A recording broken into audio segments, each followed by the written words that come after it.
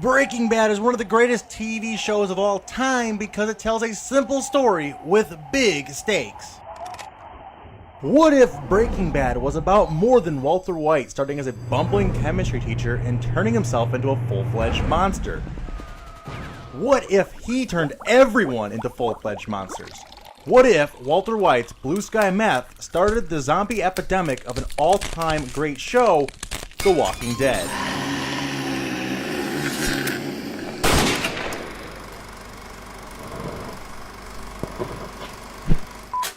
For sure, this is an ambitious claim, but the theory points to a few smoking guns that are pretty compelling when you put them together. Let's start simple by connecting Walter White to The Walking Dead. In episode 2 of The Walking Dead, we see Myrtle's hidden stash of drugs. It conspicuously showcases Blue Sky Meth, the unique drug that turned Walter White into Heisenberg. Perhaps The Walking Dead takes place in a post-apocalyptic version of Walter White's world. Now for the Dodge, red with black racing stripes. Remember it from Breaking Bad? In Season 4, Episode 2, Walter White buys it for his son, Walt Jr., specifically because it's distinct. But wait, do you also remember it from The Walking Dead? Look all the way back to the second episode.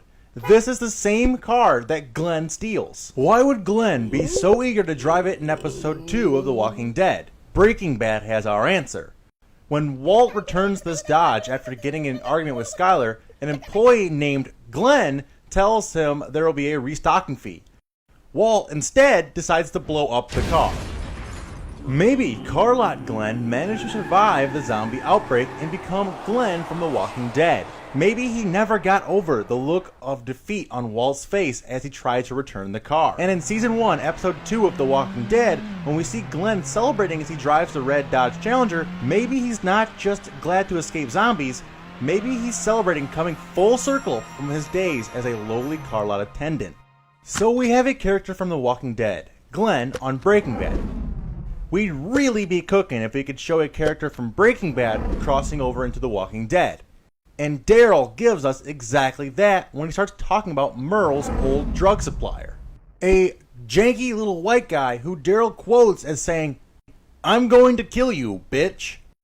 Maybe Daryl is describing everyone's favorite janky little white guy, Jesse Pinkman, which could explain how Merle got his hands on a bag of Blue Sky Meth. But what about the elephant in the room here? Zombies. Does the canon of Breaking Bad ever suggest that the zombies could exist? If you stretch for it, yes. Gus Fring, who literally ended his run on Breaking Bad by literally walking dead. The theory suggests that Walter's production of blue meth would be getting less controlled, more reckless, and more risky as he feuded with Gus Fring, as Gus secretly could have taken some blue sky before facing his mortal enemy, Tio Salamanca.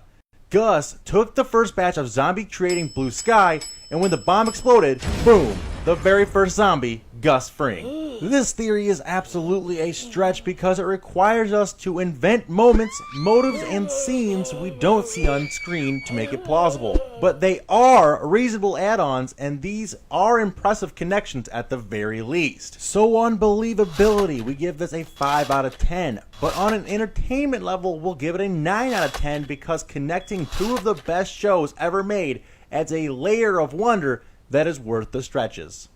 Let us know what you think in the comments below, and be sure to share any theories you'd like us to review in the future.